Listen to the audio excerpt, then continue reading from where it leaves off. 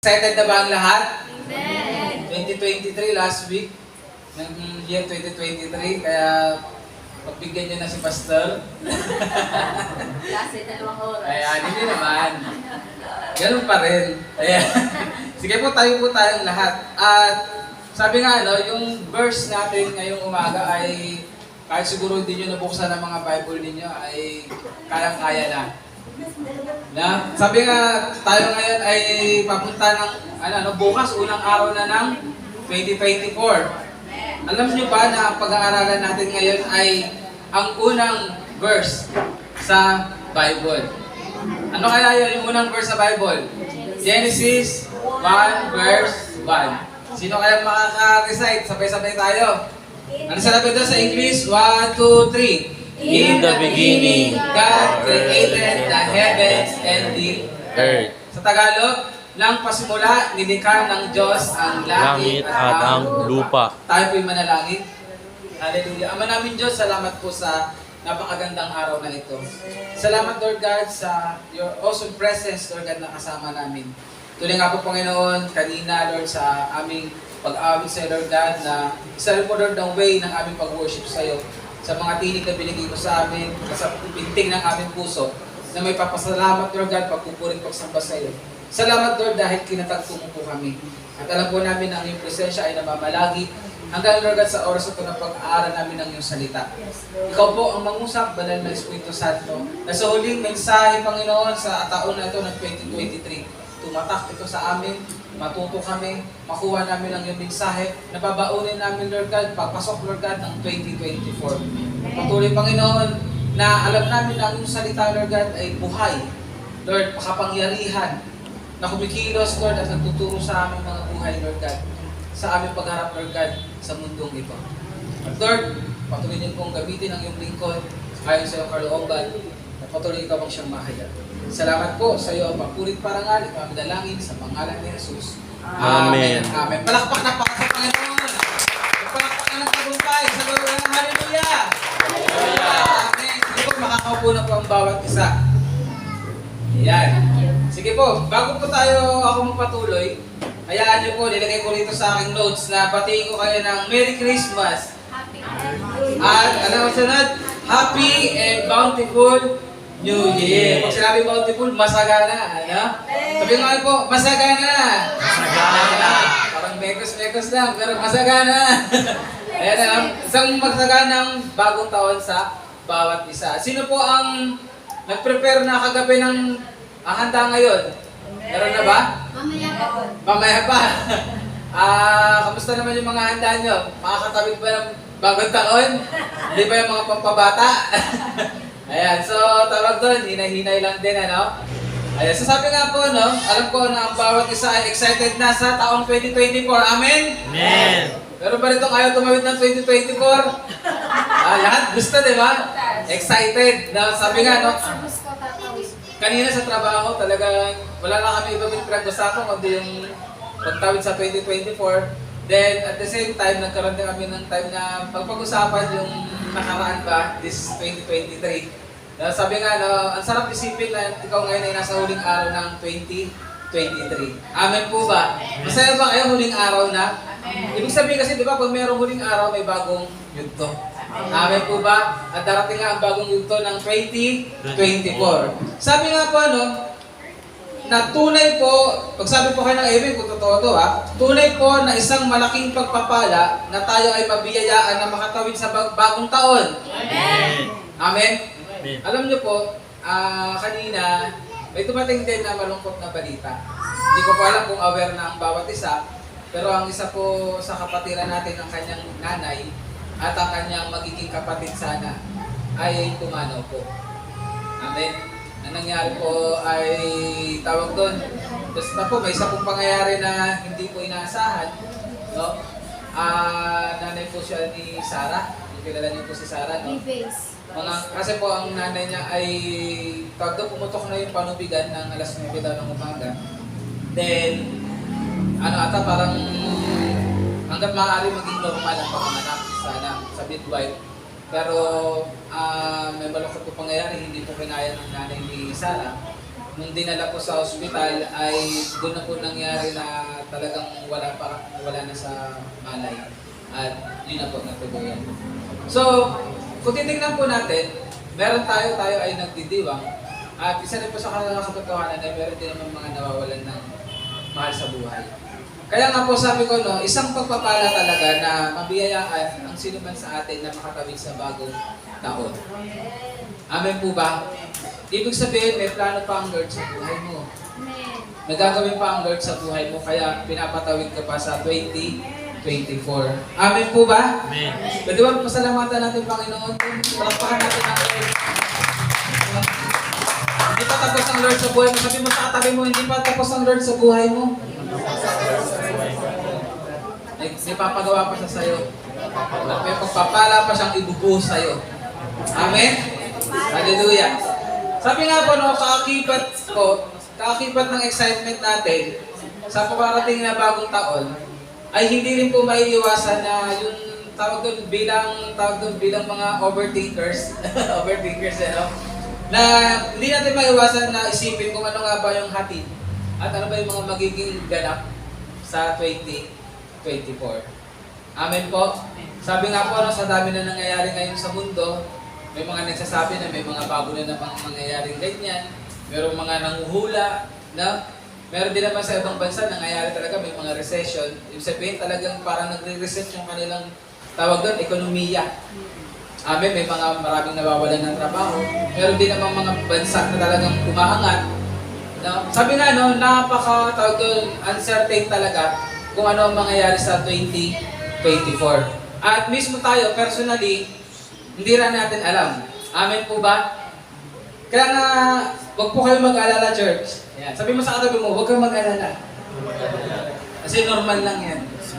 Normal yan na maramdaman mo yan. Kasi ang katotohanan nga, hindi natin alam kung ano yung nasa hinaharap. Amen po ba? Kaya nga po ngayong umaga, ang message po natin, ang aim, ang tawag doon, ang talagang nais ng Lord na matutunan natin sa kanyang salita sa umagang ito ay yung tinatawag na solidify o mapatatag, mapabuo palalo yung ating confidence. Sabi nyo nga po, confidence. Confidence. Yung confidence natin sa ating Diyos sa paparating na bagong taon. Amen po. Kaya nga po ang pamagat natin, hindi po ako nakagawa ulit ng PowerPoint dahil wala pa rin pong computer. Ayan, ano? Ang ating pamagat ay Confidence in God in 2024. Ulitin nga po natin, 1, 2, 3. Confidence in God in 2024. Ayan. So sabi nga po, no, iba po kasi na kapag umaharap ka sa isang bagong tawag doon, pangyayari o bagong yugto ng buhay mo na meron kang confidence. Amen po. Ano nga ba ang nadadala sa atin kapag meron kang confidence? Ibig sabihin, meron kang lakas ng loob. Ibig sabihin, panatag ka. Amen po ba? Amen. Di ba mahirap na humarap ka sa isang tao o kaya halimbawa nag-a-apply ka na wala kang confidence? Di ba parang ang tingin mo pumunta ka doon pero ang nasa isip mo kagad, hindi na ako matatanggap. Halimbawa pa lang, pag nag-apply ka, pag wala kang confidence, ito mangyayari. Pagdating mo pa lang doon, nakita mo na yung mga kasabay mo nag-apply, ang nasa isip mo na kagad, parang sila yung matatanggap. Amen? Tapos nung nag-usap-usap, dahil wala kang confidence, naisip mo kagad na ang gagaling nila magsalita. Sa interview, pasok to. Diba? Ayan yung mahirap kapag wala kang confidence. Amen. Ang usapan pala doon, confidence sa sarili mo. How much more yung tinatawag na haharap ka sa bagong taon? Amen po ba? Napakalaki po, no, nangaharapin natin na bagong taon at napakalawak po ng mga pwedeng mangyari. Kaya napakahalaga po yung tinatawag na meron tayong confidence sa ating Diyos. Amen? Amen. Ayan, kaya natin yan, gising. Ayan. So, tawag doon, napakahalaga po nung meron tayong confidence. Sabi nyo nga po ulit, confidence. Confidence. Ayan po yung dapat natin bitbitin this coming 2024. Amen po ba? Kasi kapag wala kang confidence sa Diyos, this coming year 2024, kapatid, ang sasabihin ko sa'yo, magiging kawawa tayo. Nahihirapan tayong harapin ang mga bagay na hindi natin alam. Amen po ba? Amen. Amen. Ayan. So, kailangan natin yung tinatawag na confidence. Isa pa ang beses, sabihin natin confidence. Confidence. Yan. So, ngayong umaga po, alam niyo po, no, sabi nga, no, yung verse na ating pag-aaralan ngayon ay siya ring pinakaunang verse sa Scripture. No? In the beginning. Sa word pa lang, simula na eh. In the beginning. Nang pasimula. Ibig sabihin, hindi sinabi lang ng huli. Kundi in the beginning. Ibig sabihin talagang unang-una. Kaya nga sinasabi doon sa una pa lang, dapat may confidence ka na. Sa simula pa lang, may confidence ka na. At ang pinag-uusapan natin ngayon dito ay tinatawag na confidence sa ating God. Gusto niyo ba yun? Meron kayong confidence na ang Diyos sa Diyos natin? Sino gusto ganun? Malakas na amen! Ayan, ayun ang kailangan natin ngayon. At alam niyo ba, minsan pag binabasa natin yung Genesis chapter 1 verse 1, parang dinadaanan lang natin. Pagbukas natin, in the beginning God created the heavens and the earth. Tapos sabay, talo na tayo agad sa verse 2. Pero alam niyo ba mga kapatid, kung babasahin niyo maigi itong first verse na to ng Bible, sa Genesis, alam niyo po yung word din na Genesis, ang ibig sabihin po niyan, simula. Ang simula. Kaya nga talagang napakahalaga, no? Kapag binasa niyo siya, yung Genesis chapter 1 verse 1, ngayong umaga, di ba magbabaguhin ng Lord yung pananaw natin kapag binabasa natin itong first verse na to.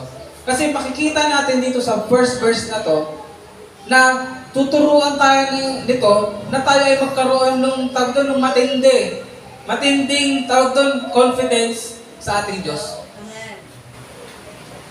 Ng matinding pagkakilala sa ating Diyos. First verse lang. Kumbaga parang sa first verse na ito, dito na tinuldukan kung sino ang Diyos natin. Amen? Ang tanong ko, nakita na ba natin nung binasa natin yung chapter 1 verse 1 na to na naisip natin yan?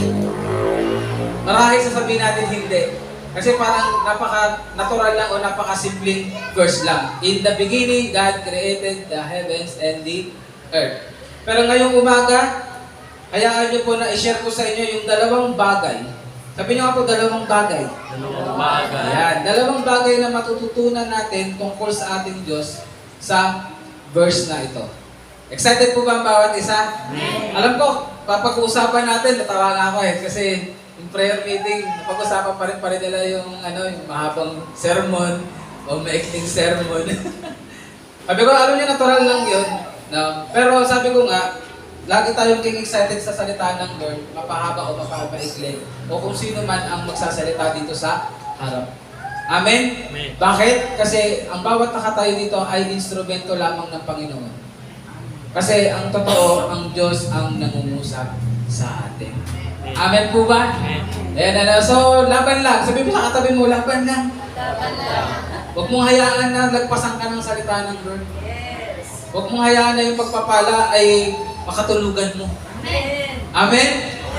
Gising! Sabi nga naalala ko si Inay, kung napaparoon niyo po nun, si Ted Pylon. Di ba meron siyang yung sa channel 2, Boy! Gising!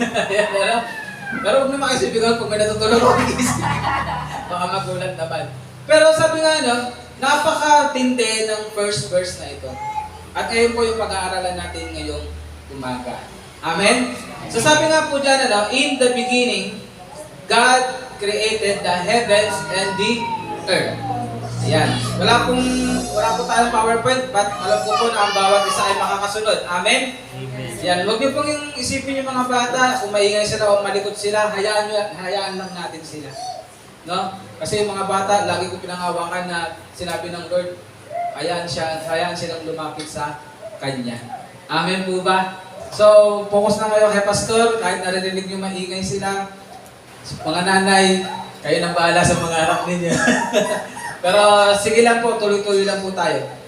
So, unang bagay po, na makikita natin dito sa verse na ito, yung sinabing, in the beginning, God created the heavens and the earth, ay yung tinatawag na God's power. Sabihin niyo nga po, God's power. God's power. Ang kapangyarihan ng Diyos. Paano mapapakita rito na makapangyarihan ng Lord? Sinabi nito, diba, in the beginning, God created. Sabihin niyo nga po yung word na created. Created. Yun, nilikha. Lumikha. Sabi nga po dito, makikita natin, una yung God's power is unlimited and limitless. Matindi, no? Pag sinabing God's power is unlimited, ibig sabihin hindi nauubos. Amen? Sabi mo nga, hindi nauubos. Sino rito yung may cellphone hindi nalolobat? Wala. Nalolobat, di ba? Sino rito yung sa lugar na hindi nag-brown out?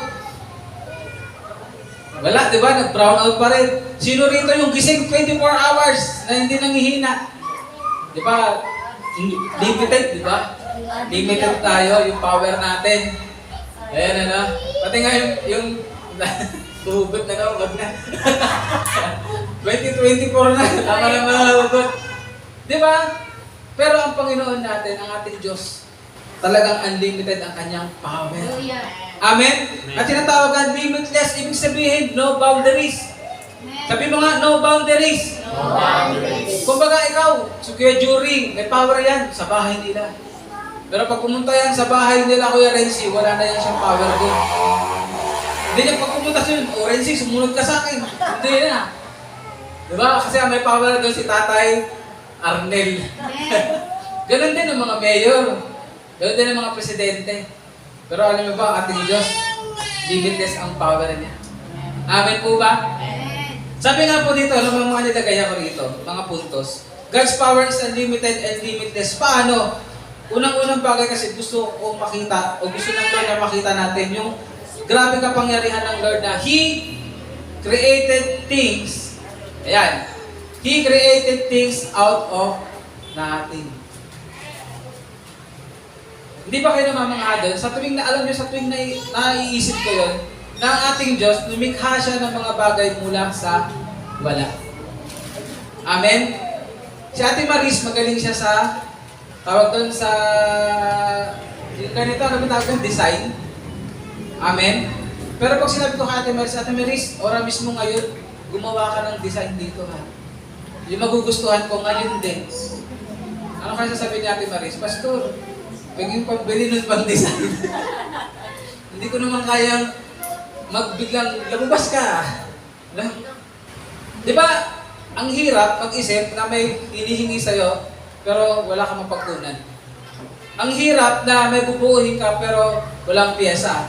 Sa mga may sasakyan, sa mga marunong mag-assemble. Pero alam niyo ba kung gaano makapangyarihan ng ating Diyos? Nilikha niya ang lahat mula sa wala. Amen. Hindi ba nakakapangha yun? Yes. Grabe ang kapangyarihan ng ating Diyos. Hallelujah. Ibig sabihin sa Kanya nagmula ang lahat ng bagay. Yes. Pwede bang palakpakan natin ang Diyos sa bagay niya? Siya lang ang nakakagawa nun at siya lang ang makakagawa nun. Wala na pong iba. Yes. Amen po ba? Amen. Tayo mga tao, maraming nalilikha. Pero meron na kasi yung tinatawag na bagay. Meron na mapagkukuhanan. Pero sabihin mo yung tao nakagawa mula sa wala, wala nun. Diyos lang ang nakagawa nun. Kaya ganun tinatawag na God's power is unlimited and limitless. He created things out of nothing. Amen. Kapatid, huwag mong kalimutan yan. Ganon, makapangyarihan ang ating Diyos. Kaya niya lumikha mula sa wala. Kaya nga, pag tumawag ka sa Kanya, walang-wala ka, huwag ka mag-alala. Amen. Kayang gumawa ng Lord. Mula sa wala na yan, magkakaroon. Amen po ba? Palakpakan na natin ng Lord. At sabi nga po dito, pangalawang bagay na makikita natin kung gaano makapangyarihan ng Diyos, may tinatawag na at His command, all things were formed according to His will. Ang lahat ay naganap, ang lahat ay nabuo ayon sa Kanyang plano. Amen po ba? Di ba pag binasa mo to, Genesis chapter 1, buo, and God said. Dito, sabihin natin, and Ruth said, magkaroon ng ganito. Nangyari ba? And Ruth said, magkaroon ng cake si pastor. Kasi wala nung nakaraan. Ay, alam ba yan? Diba? Hindi naman lalabas bigla yung cake. Ching! Diba? Amen? Diba, pastor, napaparinig ka. Alam mo na. Tawag doon. Pero alam niyo, Lord, kung gaano makapangyarihan ng ating Diyos, na sa Kanyang salita lamang nabuo ang mga bituin sa kalangitan, ang mga planeta, nabuo ang mundo, sa kanyang salita, nagkaroon ng mga ibon sa himpapawid, Amen. nagkaroon ng mga hayop sa karagatan at sa lupa, nagkaroon ng mga tawag doon, ng mga halaman. Amen po ba? Amen. Nagkaroon ng araw at gabi. Amen. Sinong makakagawa nun? Nasa salita lang ay nangyayari ang lahat ng bagay. Ang Diyos lamang yun. Amen. Ano man sa makukuha natin doon? Kaya kapag ang Lord nagsabi ng pangako sa buhay mo, gano'n siya makapangyarihan, gaganapin niya yun. Yes. Kung paano ang lahat ay nangyari sa salita niya, kaya-kaya niyang gawin yung pangako niya sa buhay mo. Amen po ba? Pwede ang palakpak ulit sa Panginoon. Siguro pag may sinabi nito, magbibigay ako 1,000, palakpakan namin. Bubunot na ako, number 1. Pero grabe, mas nakaka-amaze. Alam niyo po, habang pinag-aaralan ko ito, sabi ko, Lord, grabe. Grabe pala ang kapangyarihan mo. Grabe pala ang kaya mong gawin. Mula sa wala, nakakalikha ka. At sa salita mo lang, nalilikha ang mga bagay. Amen. Grabe, no? God's power. At pangalawa po, pangatlo na pala. Yeah. Puntos lang pala yun. Kasi yung una, yung God's power is unlimited and limitless. Yun yung point number 1. Then, yung dalawa ay sub-point. Amen? Ngayon, point number 2, ay makikita rin natin dito, diba? In the beginning, God created the heavens and the earth. Gaano naman natin ngayon makikita yung God's power? Ito po yun. All things under the heavens and the earth are subject to God's power and authority. Ulitin ko po. Lahat po ng under, ibig sabihin lahat na napapaloob doon sa heavens and the earth, ay subject po yan lahat sa power ng ating Diyos. Naniniwala po ba kayo doon? O parang hindi Sige, ulitin natin. Paano nasabi yun na ang lahat ng bagay ay nasa ilalim ng Panginoon? Kasi nga, siya ang lumikha. Amen. Amen. Amen. Sinong lumikha? Di ba tayong tao, alam natin yung tinatawag na pagmamayari. Sabi mga pagmamayari. May-ari. Yung asawa mo ba, pwede mong ibigay sa iba? Hindi. Sabihin mo, may power ka para ang asawa ko ay buwain mo. May power ka para mga anak ko ay gawin mong alila. Di ba wala? Ibig sabihin, kung sila ay under sa'yo, sila ay under mo. Amen. Pero dito, napakalinaw sinabi, in the beginning, God created the heavens and the earth. Napakalinaw po na ibig sabihin, ang ating Diyos ang sovereign sa lahat. Ulitin ko, ang ating Diyos ang sovereign sa lahat. Amen. Kung may nakikita kayo ng mga hindi masunurin na hindi umaayon sa kalooban ng Lord, hindi ibig sabihin nun na wala sila sa sovereignty ng Lord. Under pa rin sila. Mabuti lang ang ating Lord at hindi sila pinapaalis agad. O hindi, tayo. Sama natin sarili natin. Amen po ba? Amen. But then, isa sa katotohanan, everything, no, sa lahat, sovereign ang ating Lord. Hallelujah. Pangalawa, ito lang kung gusto narinig ninyo, God is, hindi siya yung God is still in control. No. You need to say, God is always in control. Amen? Huwag mo sasabihin, God is still in control. Kasi walang makakaagaw sa pag-control ng Panginoon sa lahat. God is always and will be in control. Amen. Sa lahat ng nilikha niya, siya ang nakokontrol. Paano nangyari doon? No? Nakita na ba kayo na nagbanggaan si Jupiter at si Mars? Si Mars lang, tapos yung pangalan Jupiter, nagbanggaan, nagkismisan. Pero yung mga planeta, hindi. Amen? Nangyari na ba na si Sun ay nilamon ang Earth? Hindi, di ba? He is in control. He keep things. Amen po ba? Kaya, sabi po, no, doon dapat malaman natin na sa power ng Lord, He is always in control. Amen. Kaya ano man ang pwedeng hirapin natin sa 2024, huwag kang mag-alala. Nasa control yan ng Panginoon. Amen po ba? At sabi nga po doon, ano, ito yung maganda yung sinasabi sa Psalms 24 verse 1. Babasahin ko sa inyo para mas buhay. Yan. Sino po kaya nakakala ng sinabi sa Psalms 24 verse 1?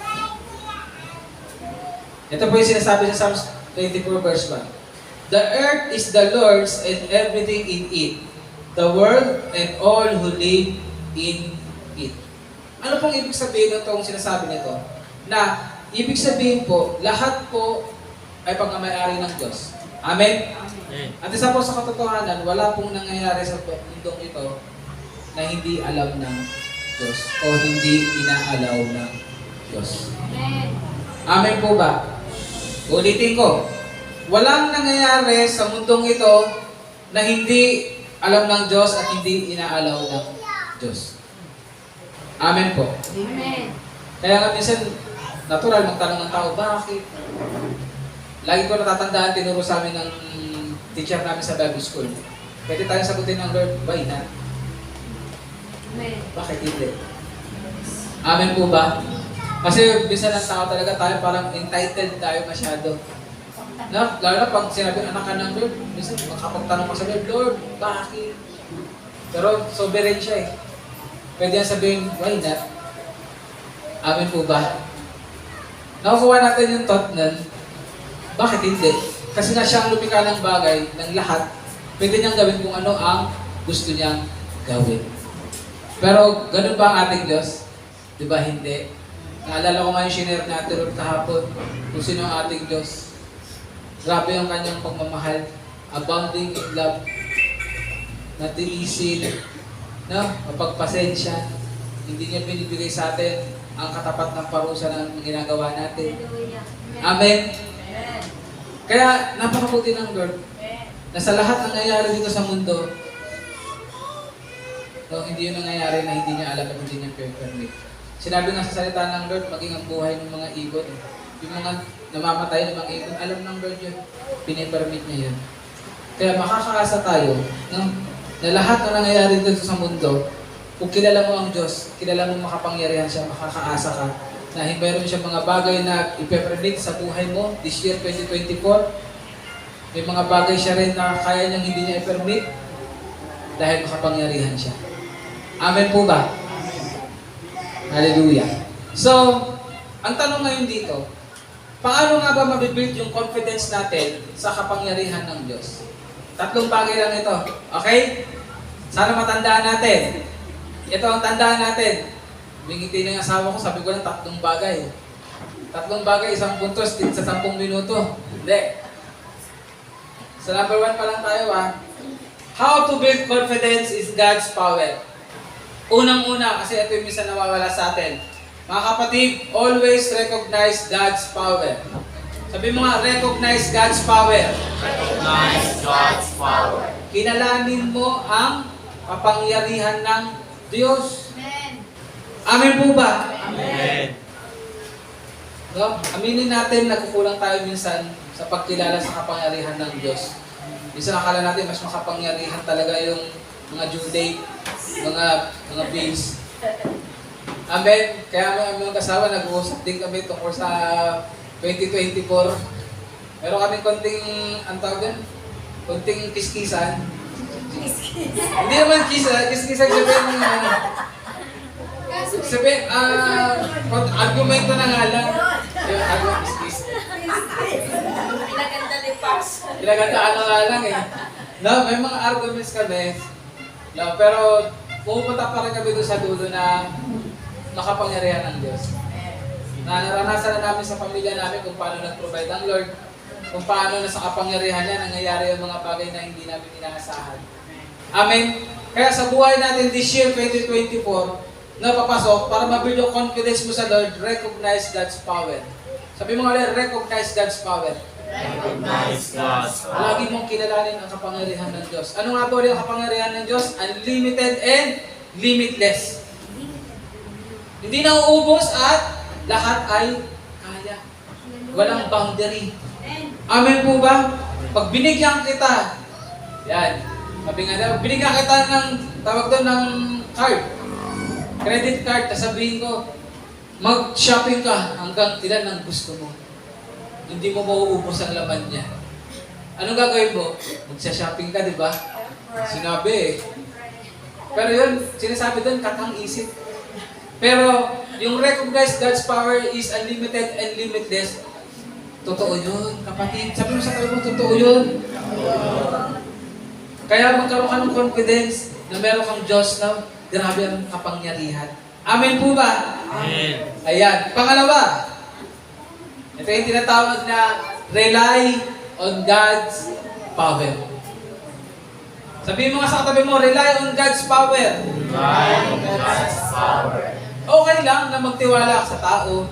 Okay lang, minsan, maniwala ka sa sarili mo.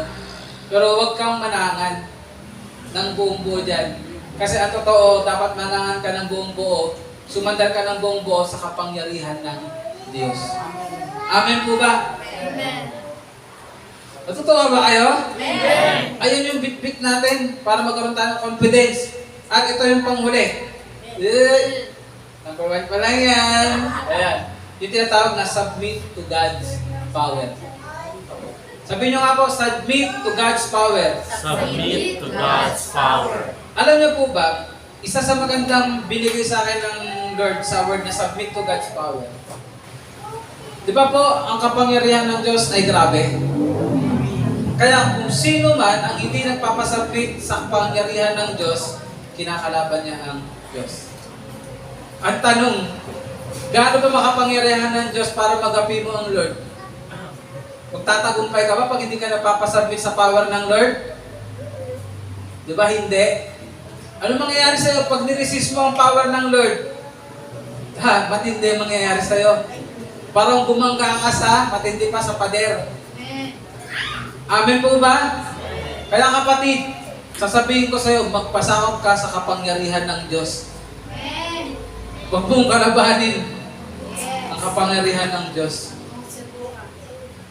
Sabi nga natin, Maris, huwag mong subukan. Masisira.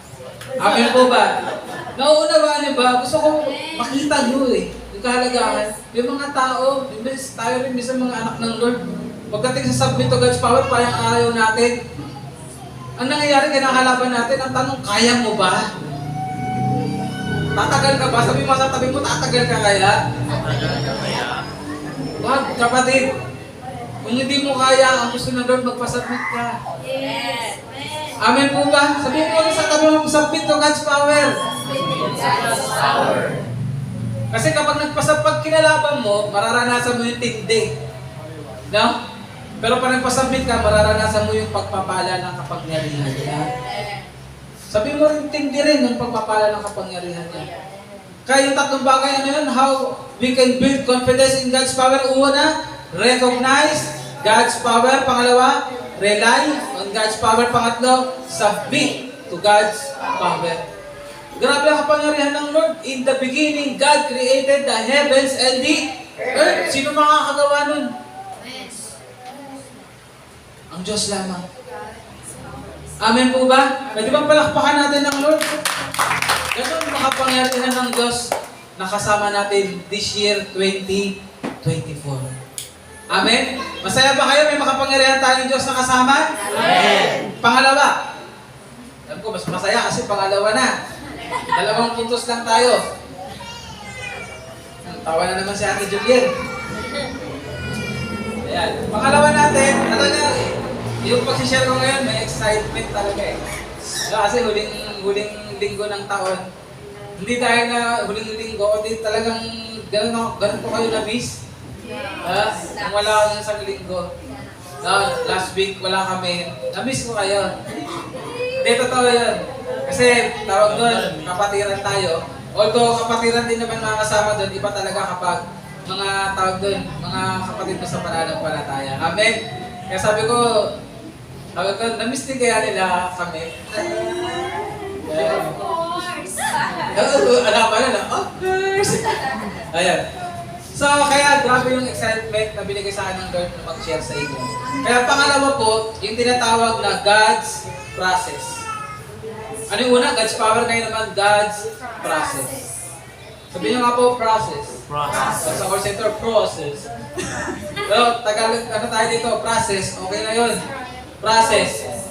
Sinabi nga po dito, kung babasahin natin, ang Genesis chapter 1, makikita niyo po dyan kung paano ang proseso ng pagkalikha ng Diyos. Amen po ba? Nauna pang nilikha ng Lord ang mga halaman. bago ang heavens and the earth? Diba? Kung makikita natin, grabe ang proseso ng pagkakagawa ng Panginoon. Perfect. Sabi mo nga, perfect. Perfect. Yan. Walang mali. Amen? Sabi mo, walang mali. Mali. Ang matindi. Sabi nga po dyan, God's process are perfect. Sabi nga po dyan, makikita natin dito kung gaano katalino ang ating Creator. Amen po ba? Amen. So kung gaano katalino ang ating Creator, makakaasa tayo sa nang ginagawa niya sa buhay natin ay hindi basta-basta lang. Na ang proseso na ginagawa niya sa buhay natin this coming year 2024 ay hindi bahala na. Amen po ba? Makakaasa tayo na yung prosesong ginagawa ng Lord sa buhay mo ng bawat isa sa atin ay perfecto. Pilit sinisira ng kalaban pero perfecto. Bakit? Because God's process are perfect. Amen po ba? Kaya ngayon na tinatawag na God put and keep things in order. Sabi mo nga, God put and keep things in order. It's in order.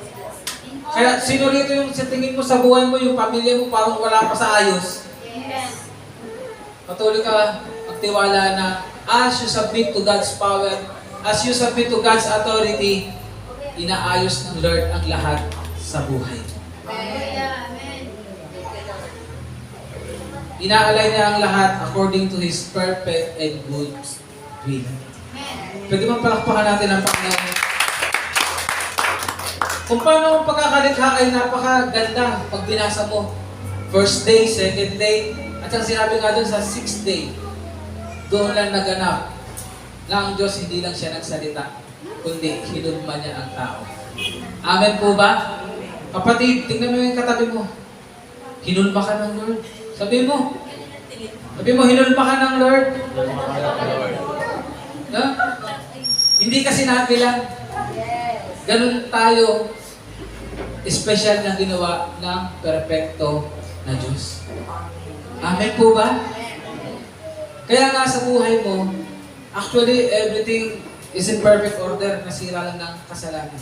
But then as you submit, sa bawat sa atin, nung ating tinanggap ang Panginoon, nung nagpapasubmit tayo sa Kanya, nagaganap na inaayos niya ang lahat according sa Kanyang perfect will. He put and keep things in order sa buhay mo at sa darating na 2024. Amen po ba? Amen. Kaya nga, pangatlong bagay, makakaasa tayo na dapat tayo magtiwala sa Panginoon. Totoo ba na, just say amen kung nag-agree kayo, maraming mga bagay hindi natin maunawaan sa ginagawa ng Lord. May mga bagay din tayong hindi natin nakikita na ginagawa ng Lord. Amen po ba? At minsan may mga bagay din na masakit na ginagawa ang Lord. Kasi gustong-gusto mo, hindi mangyari. Pinapanalangin mo, hindi nagaganap. Pero, bakit kaya ganun? Kasi hindi tayo nakalay sa perfect will niya. Amen po ba? Isang bagay po na pinaalala sa akin ng Lord when it comes to Him keeping things in order at tayo sa buhay natin na nagpapasailalim tayo sa Kanya, yung word sa Isaiah 55 verse 8 and 9. Babasahin ko po sa inyo. Saan na si Isaiah? Ayun. Isaiah 55 verse 8 and 9. Pwede po natin ito panghawakan kapag meron tayong mga bagay na hindi nauunawaan this 2024. May mga kaparaanan ng Lord na parang ang hirap tanggapin. Kapatid, panghawakan mo yung word na to ng Lord na sinabi niya kay Prophet Isaiah. Yung sinasabi niya, for my thoughts are not your thoughts, neither are your ways my ways, declares the Lord. As the heavens are higher than the earth, so are my ways higher than your ways, and my thoughts than your thoughts. Ano yung sabihin nun? Sinasabi ng Lord, magtiwala ka lang sa Kanya dahil mas alam niya ang dapat. Amen. Mas nalalaman niya ang dapat para sa iyo. Amen. At ang lahat ng ginagawa niya, ayun ang nararapat para sa iyo. Amen. Amen po ba? Amen. Ang daming pwedeng mangyari this year 2023, ang daming nangyari. Maaaring nasaktan ka, maaaring nahihirapan ka. Pero magtiwala ka lang, alam ng Lord ang ginagawa niya sa buhay. Magtiwala ka lang dahil mas marunong ang Diyos kaysa sa atin. Magtiwala ka lang dahil alam na ng Lord ang katapusan. Amen po ba? Pwede bang palakpakan natin ang Lord? Kaya nga sinabi niya, di ba, pinangahawakan din natin sa Proverbs 3:5-6. Trust in the Lord with all your heart. Lean not on your own understanding. In all your ways acknowledge Him, and He will direct your path straight. Kapatid, trust the Lord. Alam niya ang ginagawa niya sa buhay mo. Kung ano ang ginagawa niya, ayun ang nararapat para sa iyo. Magtiwala lang tayo.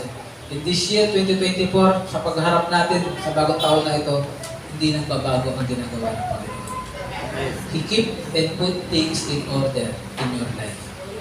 Kung paano niya hinahawakan na hindi magbaga ng mga planeta, kung paano hinahawakan niya na hindi maubos ang oxygen, kung paano hinahawakan niya ang lahat ng bagay, how much more ang buhay mo. Just submit to His power and trust His process. Amen po ba?